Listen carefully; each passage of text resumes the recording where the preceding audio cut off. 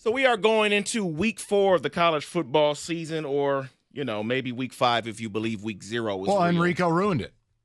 He ruined it. How did he ruin it this time? MSU's not going to have their best player on Saturday night. Aiden Childs be playing. Okay. Well, since we're talking about best players, let's talk about some updated Heisman betting odds here. This is all according to ESPN Bet. So last week, Cam Ward, who is still the leader, was at plus 800. He is at plus 550 now. I mean, they don't play anybody. Correct. The ACC's terrible. They have a ton of talent. He's flashy, highlights. I don't have a problem with it. I think they're a playoff team. I've said that since the summer. Why would I change now? Sneaky game this weekend, though. Really? At South Florida. Introduce yourself to Byron Brown. Okay. Just sneaky. That's all. Because the way I'm looking at it, Mike, I was actually going to ask you, is this one where for the rest of the season they just kind of pad his stats and leave him in the game? The Jaden Daniels plan? Yeah, where he throws for 4 touchdowns even though they're up by 35 points. I think he's got the highlight reel and the flash and the sizzle. And let's face it, the Heisman, it's useless. It's just a popularity contest. Yes. Well, speaking of that, this next one will tell you exactly that it's a popularity contest. There's been movement on Quinn Ewers and Arch Manning. Okay. Hand me your money for Arch Manning for Heisman, and I'll just take care of it for you. Exactly. You're out of your mind. Quinn Ewers was plus 500 going into last week. He's now plus 1,800 with it, which is tied for 8th.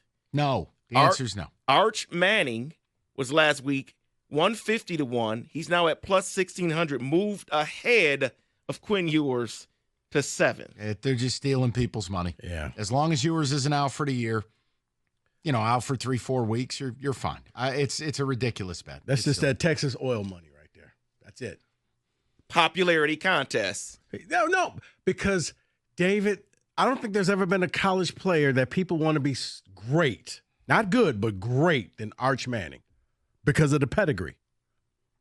So this next one is a mention that I just want to say maybe you want to consider this one based on the pace he's on. And I laugh at the numbers here because it's no way he does this.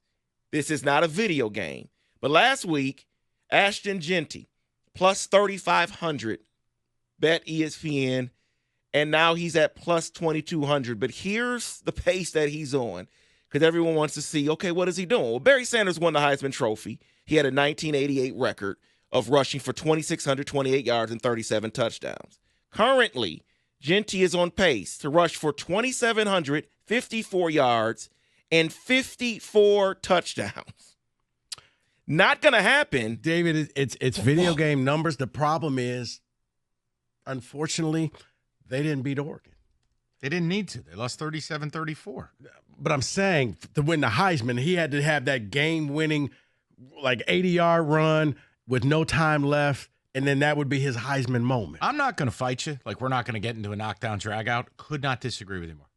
If they've got Boise State in the playoff and this kid's got damn near 2,000 rushing yards, he's won the Heisman Trophy. He's the best running back in America. No, Mike, he should, but as you know, it goes to a quarterback.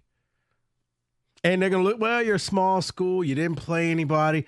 I'm with you. I understand it, but it's a lot of the Heisman voters are idiots who don't watch football. I was going to say lazy, but sure. That works what's too. the difference, really? Well, your conversation there is leading me into my exact next point here. It's about Travis Hunter. Because I was reading so many articles this week regarding the Heisman, and people are wondering, well, why isn't he high? Why isn't he up there on this list? And my question to you is, does winning matter when you're doing what he's doing? To me, when it does. he is second nationally in receptions, second receiving touchdowns, 7th in receiving yards, and we all know what he does, the cornerback position. Does winning matter? For me, it doesn't. For me, if you are that guy, but you just happen to be stuck on a bad team, but you still push through and you still put up the numbers knowing your team is not going to win, I look at that and I'm like, yes, because I like him right now. I would probably have him in the 10 to watch right now. So I like what he's doing out there. Plus, like you said, he's doing it on defense as well, getting in interceptions. Yes, I like him. And Mike, you think winning does matter, even what he's doing. Yeah, we're basically oil and water this segment. Got you. That's okay. Got you. Understood. Let's get to some championship odds, the things that have changed, teams that we should talk about, because something changed significantly with Tennessee. Tennessee was at plus 115 to make the playoff last week. The current odds is minus 200 to make the playoffs. Here's another shift, though, regarding Tennessee. And you better be careful this weekend. Yes, I agree. That's the SEC debut I at agree. night for Oklahoma. Be careful.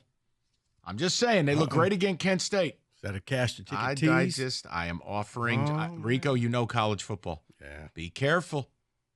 Young QB. He's flashy. He's fun. NC State ain't no good, and I got news for you. This ain't Kent State.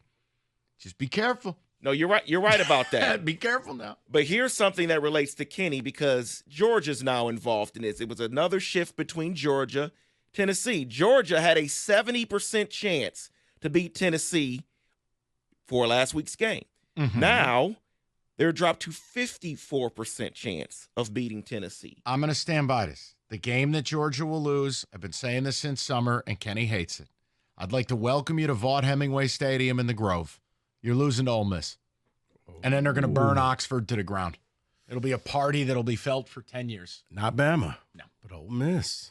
See, Kenny, I don't know what happened. I'm going to write this off as Georgia just had a bad day at the office, and they will straighten everything out, and they're going to be okay, and they're going to end up winning the whole thing. Yes, but they'll lose to Ole Miss.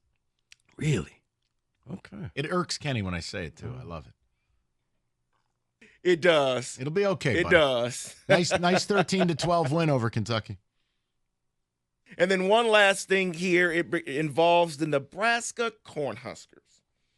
Everyone talks about this. We talked about their schedule leading up into the season and how they were probably going to be 7-0 going into the Ohio State game. Well, right now, because of what they've done to make the playoff, their odds are at plus 700.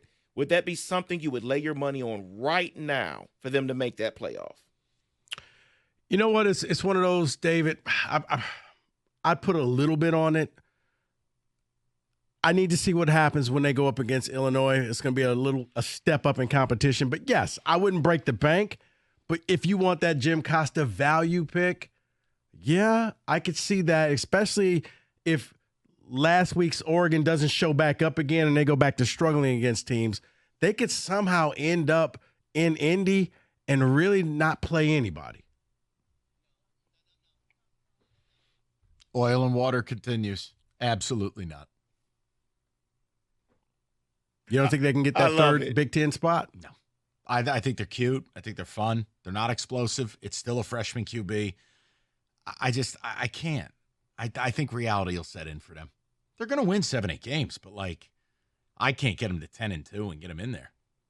Not me. Would I like it? Sure. And then we get to watch more of the creepy Raiola wannabe Mahomes show. Oh, look, I got plastic surgery to look like him next. I mean, basically, it's the last thing missing. Does the same pregame warm-up, same numbers, same calisthenics. Right, makes his girlfriend dress up like Britney. Like, okay, take it easy. He's doing that now, too? No, I said if he does. Oh, I'm like, oh, dear. No, I said if he does, that's when it's like, okay, we're going to just get you some help. Noted.